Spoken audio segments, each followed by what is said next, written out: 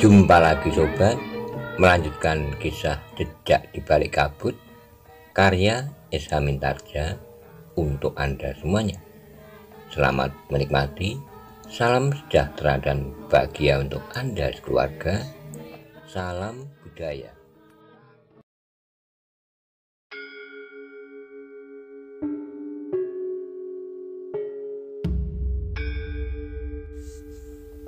Pada episode sebelumnya dikisahkan ketika Wijang dan Paksi sedang keluar dari dalam pasar. Ia dikuntit oleh 4 orang yang berwajah beringas dan memerintahkannya untuk berbelok ke kiri dalam sebuah gang. Bagaimana kisah selanjutnya? Simak bersama-sama.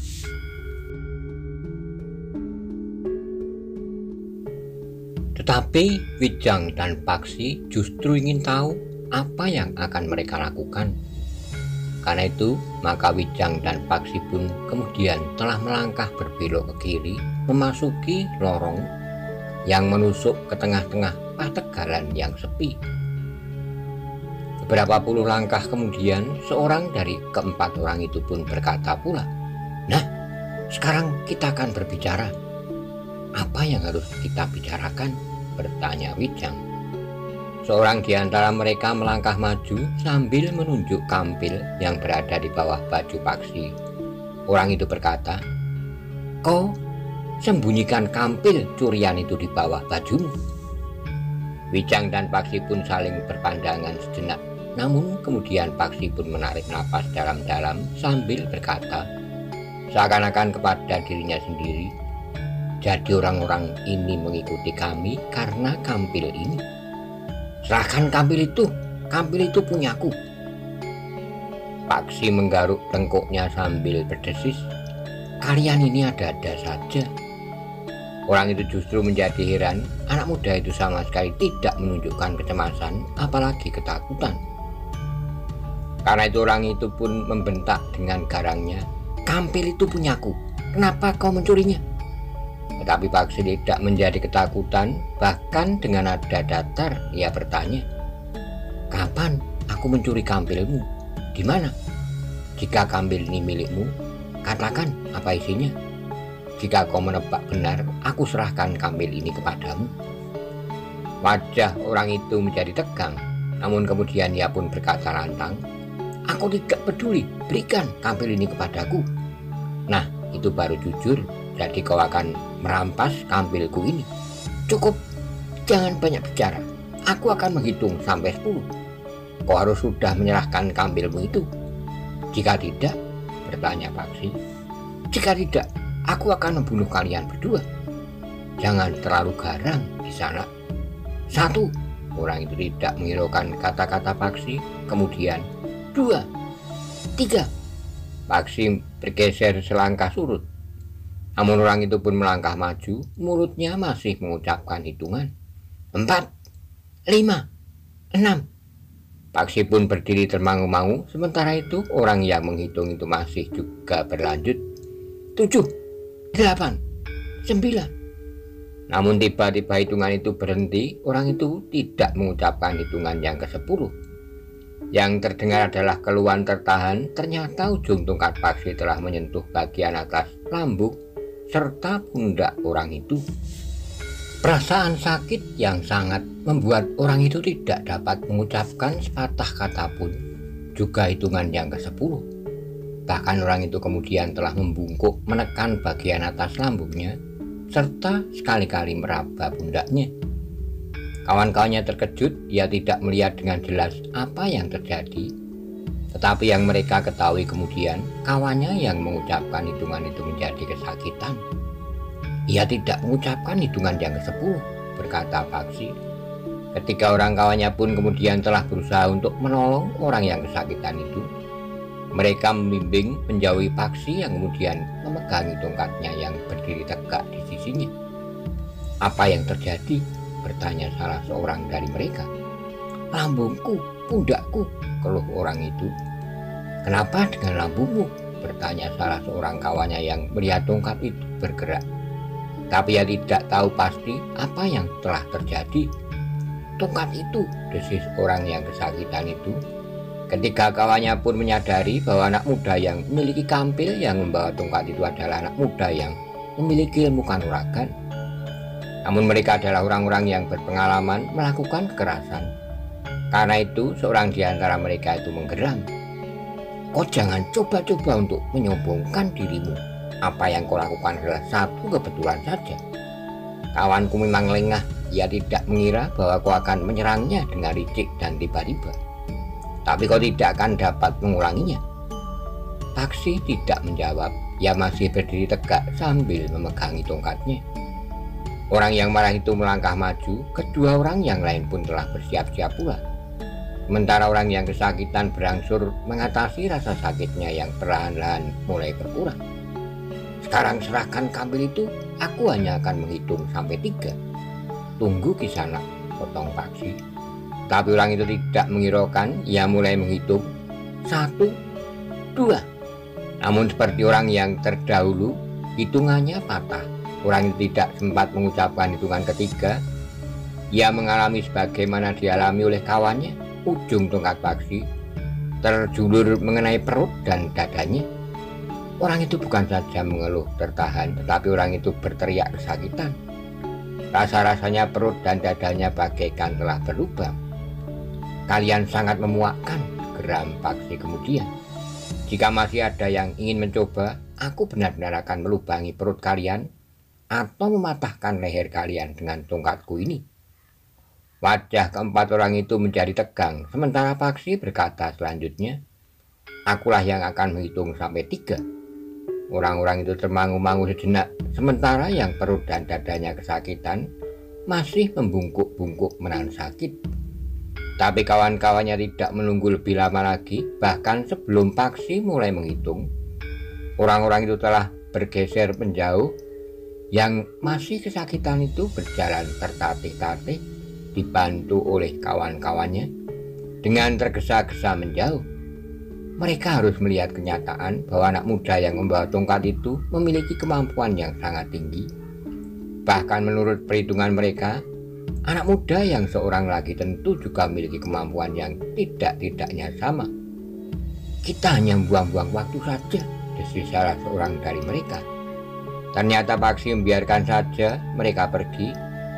Wijang yang sejak semula hanya berdiri mengamati tingkah laku Paksi itu pun tersenyum, katanya. Kau biarkan mereka pergi. Lalu apa yang harus aku lakukan? Beri mereka peringatan. Paksi mengerutkan keningnya, namun kemudian ia pun berteriak memanggil, hei Kisanak yang akan merampas kampilku, berhentilah sebentar. Orang itu terkejut dengan jantung yang berdebaran. Mereka berhenti karena mereka menyadari bahwa mereka tidak akan dapat melepaskan diri. Aku akan berkeliaran di sini. Jika aku masih mendengar apalagi melihat kalian merampok, maka kami akan benar-benar membunuh kalian. Keempat orang itu termangu-mangu sejenak, sementara itu Paksi membentak. Apa kata kalian? Kenapa kalian berdiam diri? Apakah aku harus memaksa kalian buka mulut? Baik, baik Kisanak. Aku berjanji bahwa aku tidak akan melakukannya lagi. Hanya kau yang berjanji, bagaimana dengan yang lain? Yang lain juga berjanji. Diam, kau biar mereka menjawab sendiri-sendiri. Ketika orang yang lain pun hampir berbareng menjawab, baik, baik Kisanak, kami berjanji. Berjanji apa? Tidak merampok lagi. Paksi mandang mereka bertiga dengan tajamnya, katanya. Kisanak, aku tidak bermain-main, aku bersungguh-sungguh. Aku dapat mengenali wajahmu kapanpun kita akan bertemu lagi. Kali ini kami berdua tidak akan menghukum kalian. Pergilah, tetapi kami tidak akan melupakan wajah-wajah buruk.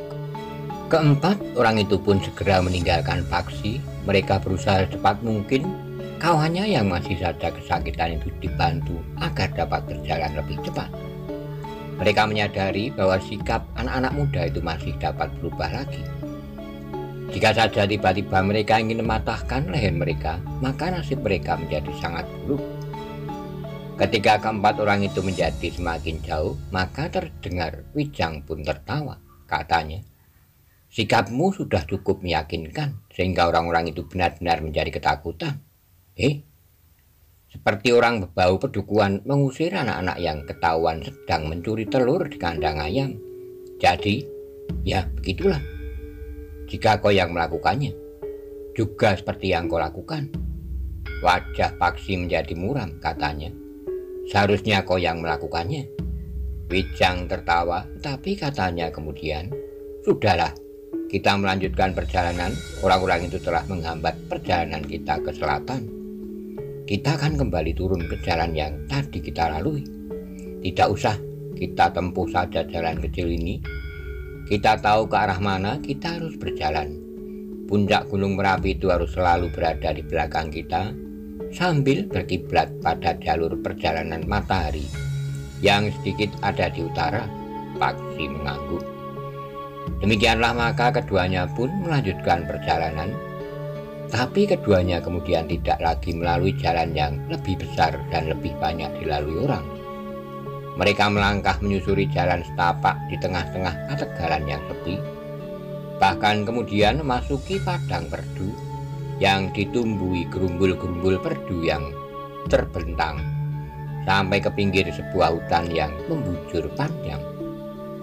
Namun langkah mereka pun kemudian tertegun ketika mereka sampai di pinggir sebuah tebing yang menuruni sebuah sungai yang mengalir dengan derasnya. Di kejauhan seberang sungai membentang sebuah dataran yang agak luas berbatu-batu.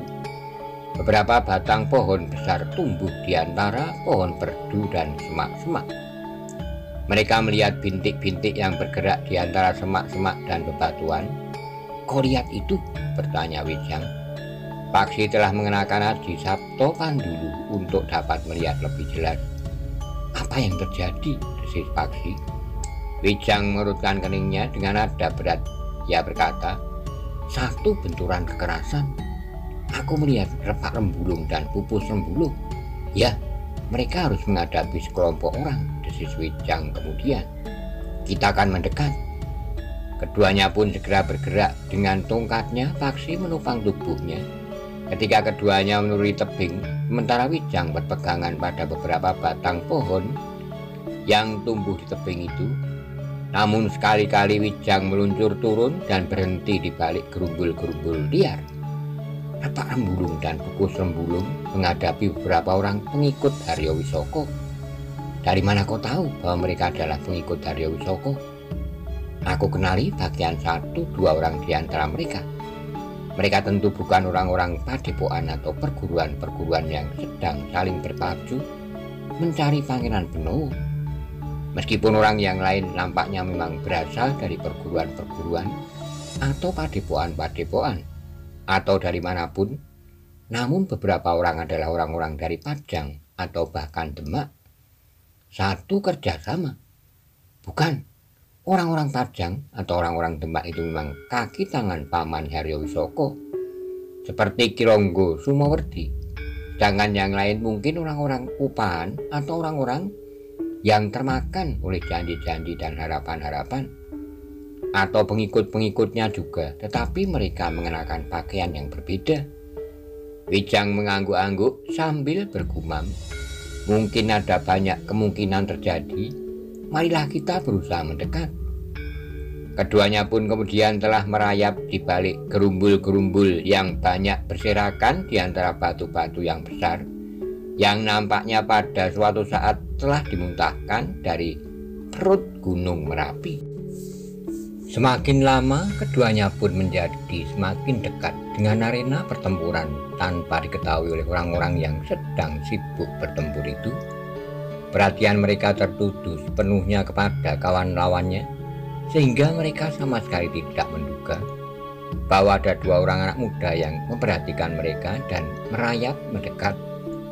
Dalam hiruk-pikuk pertempuran itu terdengar seorang berkata lantang, "Jika kau serahkan Pangeran Benowo, maka kami tidak akan mengganggumu."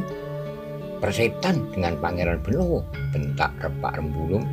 "Sudah 1000 kali aku katakan bahwa aku tidak tahu menau dengan Pangeran Benowo.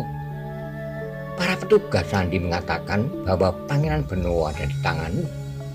Petugas-petugas sandi yang dungu Seharusnya petugas-petugas sandi yang demikian itu kalian singkirkan saja. Mereka dapat menjerumuskan kalian ke dalam kesulitan. Jangan ingkar, kami bertugas untuk membawa Pangeran Benowo kembali ke istana. Tugas-tugas penting telah menunggunya. Omong kosong, sahut Pupus Rembulung. Kok kira kami tidak tahu bahwa Haryo Wisoko sedang memburu Pangeran Benowo? Bukan karena Haryo Wisoko ingin membawa kembali Pangeran Benowo ke istana untuk segera menjalankan tugas kepangerannya, tapi Haryo Wisoko ingin menangkap Pangeran Benowo untuk mengambil cincin yang dibawanya, kemudian menyingkirkan Pangeran Benowo untuk selama-lamanya. Apakah kau juga melakukan sebagaimana kau katakan? Kau tangkap Pangeran Benowo, kau ambil cincinnya, lalu Pangeran Benowo itu kau singkirkan untuk selama-lamanya. Kau gila? Kami tidak tahu menahu tentang Pangeran Benowo. Orang-orang yang memburu Pangeran Benowo itu tidak bertanya lagi. Mereka bertempur semakin garang. Repak Rembulung dan Pupus Rembulung yang hanya berdua itu menjadi agak mengalami kesulitan. Apalagi di antara orang-orang yang mengaku mencari Pangeran Benowo untuk dikembalikan ke istana itu, terdapat orang-orang berilmu tinggi. Nampaknya mereka adalah para pemimpin perguruan atau para pertapa atau orang-orang upahan yang memiliki bekal yang cukup.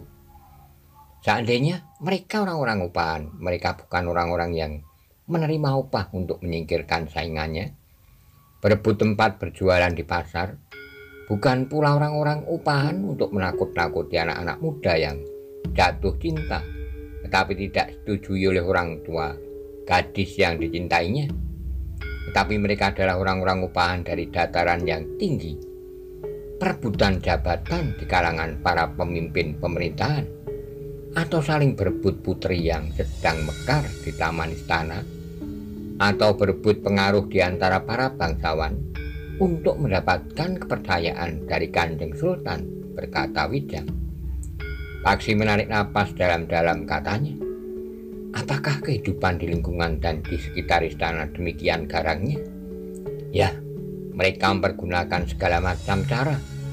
Orang-orang upahan yang berilmu tinggi, jebakan-jebakan dan umpan-umpan, fitnah, benda-benda yang dianggap bertuah, dan ilmu hitam.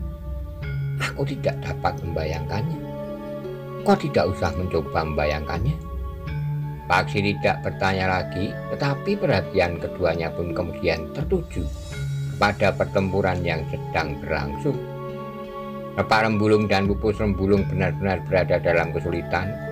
Beberapa kali mereka harus berlompatan mundur. Sekali-kali Repak Rembulung bertempur berpasangan, namun kemudian mereka telah berlompatan mengambil jarak. Namun demikian serangan-serangan lawan-lawan mereka datang memburu seperti banjir bandang. 7 orang, desis Wijang. Ya, 7 orang. Di antara mereka terdapat orang berilmu tinggi. Kau lihat orang yang berkepala budak tanpa mengenakan ikat kepala, yang mengalungkan ikat kepalanya di lehernya. Ya, ilmunya cukup tinggi. Orang itu agaknya berniat untuk membunuh Repak Rembulung. Paksi menjadi gelisah. Ia sadar bahwa sebaiknya ia tidak mencampuri persoalan itu. Tapi bagaimanapun juga Paksi tidak dapat melupakan bahwa Repak Rembulung dan Pupus Rembulung adalah orang tua angkat Kemuning. Tapi mereka adalah termasuk orang-orang yang tamak, yang hidup dalam bayangan yang hitam, berkata Paksi dalam hatinya. Tetapi setiap kali terdengar ia berdesah, apalagi ketika Repak Rembulung dan Pupus Rembulung berada dalam keadaan yang gawat. Selagi Paksi dicekam oleh keraguan-raguan, tiba-tiba saja Wijang berkata, satu pertarungan yang tidak adil. Paksi yang mendengarnya dengan serta-merta menyaut, maksudmu? Bukankah lawan Repak Rembulung dan Pupus Rembulung itu berjumlah 7 orang? Ya, sedangkan Repak Rembulung dan Pupus Rembulung hanya berdua saja. Mereka tentu tidak memikirkan adil atau tidak adil. Ya, mereka menganggap justru mendapat kesempatan untuk mengurangi jumlah lawan yang harus mereka hadapi. Tapi mereka adalah orang-orang yang jahat. Perguruan-perguruan yang berusaha memburu cincin itu adalah perguruan-perguruan yang hitam. Ya, para pemimpin perguruan yang baik tidak akan tergerak hatinya. untuk memburu sesuatu yang bukan hak mereka, meskipun sesuatu itu menjanjikan harapan bagi masa datang. Mereka pun akhirnya berusaha untuk saling membinasakan. Jika para pemimpin perguruan itu berusaha untuk mencegah benturan kekuatan di antara mereka, namun Haryo Wisoko hadir dengan sikapnya sendiri. Ya, bukankah pada akhirnya mereka akan menyelesaikan persoalan mereka sendiri? Justru dengan demikian orang-orang yang memburu Pangeran Benowo itu menjadi jauh berkurang. Ya, tetapi melihat ketidakadilan seperti ini, rasa-rasanya hatiku tergelitik. Apalagi bagiku, Paman Haryo Wisoko tidak kalah berbahayanya dari Repak Rembulung dan Pupus Rembulung. Maksudmu, aku ingin ikut campur dalam pertempuran itu? Kita akan berada di pihak yang mana? Bertanya Paksi. Jangan bodoh atau berpura-pura bodoh. Marilah, jika kita terlambat, salah seorang di antara Repak Rembulung dan Pupus Rembulung itu akan segera mereka lumpuhkan. Paksi tidak menunggu Wijang mengulangi sikap Wijang itu melenyapkan keraguan-raguannya. Paksi itu akan melibatkan diri dalam pertempuran yang menjadi semakin tidak seimbang. Dalam pada itu sepasang pedang Pupus Rembulung berputaran dengan cepatnya, sehingga menyerupai gumpalan asap di sebelah menyebelah tubuhnya. Namun ujung-ujung senjata lawannya telah berhasil menyusup di sela-sela pertahanannya. Lengan Pupus Rembulung telah tergores pedang meskipun tidak terlalu dalam, tetapi yang segores tipis itu telah menitikkan darahnya membasahi lengan bajunya. Pupus Rembulung berteriak marah, pedangnya berputar semakin cepat. Namun Pupus Rembulung harus bertempur melawan 3 orang yang berilmu tinggi, masih juga membentur kenyataan. Pupus Rembulung tidak dapat mengharapkan bantuan Repak Rembulung yang harus bertempur melawan 4 orang yang juga berilmu tinggi, apalagi orang berkepala botak yang mengalungkan ikat kepalanya di lehernya itu. Ketika keadaan Pupus Rembulung menjadi semakin sulit, serta Repak Rembulung yang sengaja didesak menjauh istrinya, maka Wijang dan Paksi pun telah bangkit berdiri. Sambil melangkah mendekati, Wijang pun tertawa, suaranya keras menghentak-hentak. Bahkan Paksi telah terkejut karenanya. Seakan-akan Wijang adalah seorang anak muda yang sangat keras dan kasar.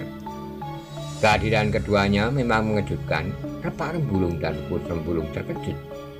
Ketujuh orang yang bertempur melawan keduanya itu pun terkejut pula. Paksi terkejut lagi ketika tiba-tiba saja ia mendengar Wijang mengumpat kasar. Kemudian sambil berteriak, Wijang pun melompat di atas sebuah batu besar sambil berkata, "Pertempuran ini tidak adil. Ki Repak Rembulung dan Nyi Pupus Rembulung hanya berdua, sedangkan para pengikut atau orang-orang yang diupah oleh Haryo Wisoko terdiri dari 7 orang. Kau siapa?" bertanya orang yang berkepala botak. "Hei, berapa kau menerima upah untuk membunuh Ki Repak Rembulung dan Nyi Pupus Rembulung, botak?" "Anak iblis, siapa kau?" "Kau yang iblis, setan, genderuwo botak." Hampir saja Paksi menutup telinganya dengan jari-jarinya. Wijang tidak pernah berbicara dan itu. Namun akhirnya Paksi pun menyadari bahwa Wijang tentu sedang menyembunyikan pribadinya, pribadi Pangeran Benowo. Jika ia bersikap wajar, maka orang yang melihat sikapnya itu akan menghubungkan kehadirannya dengan kepergian Pangeran Benowo dari itu. Sikap Wijang itu memang memberikan kesan yang lain, seakan-akan Wijang termasuk golongan orang-orang kasar yang tamak yang juga berusaha memburu Pangeran Benowo. Tapi ternyata Repak Rembulung pun bertanya, "Siapa kau anak muda? Apakah Ki Repak Rembulung tidak mengenali aku lagi? Kita pernah bertemu dan berbicara di lereng Gunung Merapi." Pertemuan itu juga terganggu oleh kehadiran Haryo Wisoko dengan orang-orangnya, sehingga pertemuan itu menjadi gagal. Bahkan beberapa orang di antara kita berhasil ditangkap oleh para pengikut Haryo Wisoko. "Kalian berasal dari perguruan mana?" bertanya Repak Rembulung. "Kami berdua adalah orang-orang Gua Lampin." "Omong kosong," bentak orang yang berkepala botak. "Gua itu hanya berisi perempuan. Laki-laki yang ada di dalam gua itu seakan-akan hidup dalam kerangkeng. Kami berdua adalah orang-orang yang bertugas menjaga kerangkeng itu." Ketujuh orang pengikut Haryo Wisoko serta Repak Rembulung dan Pupus Rembulung nampak ragu-ragu. Namun Wijang tidak menghiraukannya apakah mereka percaya atau tidak. Yang penting baginya adalah ikut campur dalam pertempuran yang tidak adil itu. Repak Rembulung dan Pupus Rembulung memang tidak mempercayainya, tetapi mereka tidak mengatakannya. Mereka ingin tahu apa yang akan dilakukan oleh kedua orang yang dianggapnya masih terlalu muda itu. Sementara itu orang yang berkepala botak itu menjadi sangat marah atas campur tangan kedua orang anak muda itu. Siapapun mereka, ketujuh orang pengikut dari Wisoko itu juga tidak segera percaya bahwa kedua orang itu adalah orang-orang dari Gua Lampin, karena tidak ada ciri-ciri yang nampak pada kedua orang anak muda itu. "Anak muda," berkata orang berkepala botak itu, "aku tidak percaya bahwa kalian berasal dari perguruan Gua Lampin. Tapi aku tidak peduli siapa kalian, tetapi jika kalian berniat mencampuri pertempuran ini, maka kalian akan mati paling awal. Repak Rembulung dan Pupus Rembulung pun tidak akan dapat lepas dari tangan kami." "Tikus sombong," geram Wijang dengan kata-kata yang kasar. "Jaga mulutmu itu, kau akan menyesal jika kau tidak mendengar kata-kataku. Aku minta kalian bertujuh meninggalkan tempat ini." Orang berkepala botak itu tertawa, bahkan kawan-kawannya pun tertawa pula. "Cukup, orang-orang buruk," geram Wijang. "Wajah-wajah kalian sangat memuakkan. Katakan kepada Arya Wisoko bahwa ia tidak akan dapat menghentikan kami. Pada suatu saat, kami tentu akan dapat menangkap Pangeran Benowo. Lebih dahulu dari Arya Wisoko, kami akan mendapatkan cincin itu." "Diam," bentak orang berkepala botak itu. "Aku akan mengoyak mulutmu itu." Wijang tertawa, suara tertawanya sangat menyakitkan telinga. Katanya, "Bersiaplah untuk mati. Kesempatan kalian untuk melarikan diri adalah sekarang, sebelum pertempuran dimulai. Jika kami sudah terlanjur bertempur, maka kalian tidak akan pernah menemukan jalan kembali." Seorang yang bertubuh tinggi, berdarah bidang yang menggenggam golok yang besar, melangkah maju sambil menggeram. "Aku tidak telaten mendengar ego anak-anak ini." Orang berkepala botak itu tidak mencegah ketika orang itu langsung menyerang Wijang dengan garangnya. Wijang berumpatan surut, namun kemudian ia pun telah berkata lantang, "Jadi kaukah yang ingin mati paling awal?" Orang bertunggi dan bersenjata golok yang besar itu tidak menyaut, namun goloknya lah yang kemudian terayun-ayun mengerikan. Tapi Wijang pun telah bersiap menghadapinya. Wijang segera melompatan pula, sekali menghindar, sekali menyerang. Paksi menjadi tercengang-cengang melihat sikap Wijang, garang, keras, dan bahkan kasar. Gerakan-gerakan yang aneh yang sebelumnya belum pernah dilihatnya, tapi Paksi pun mengerti bahwa semuanya itu dilakukan agar yang tersembunyi di belakang sosok Wijang tidak mudah terungkap. Dalam pada itu, orang yang berkepala botak kemudian berteriak, "Kita selesaikan yang lain." Jika Repak Rembulung dan Pupus Rembulung berkeras untuk tidak mau menyerahkan Pangeran Benowo, maka keduanya akan mati di sini. Repak Rembulung dan Pupus Rembulung seakan-akan tersadar dari sebuah mimpi. Bahkan dengan nada rendah, Pupus Rembulung pun bertanya kepada Paksi yang masih berdiri termangu-mangu, "Kenapa kalian melibatkan diri, anak-anak muda?" Paksi menjadi gagap, sulit baginya untuk tiba-tiba saja menjadi sekasar Wijang. Namun akhirnya ia mencoba mengaburkan suaranya dan menjawab, "Kami hanya ingin mencegah penyelesaian yang tidak adil dari pertempuran ini. Kalian menganggap bahwa kami tidak mampu mengatasi mereka bertujuh." Paksi tercenung sejenak, namun kemudian ia pun menjawab, "Itu tidak penting. Yang penting aku benci melihat kalian."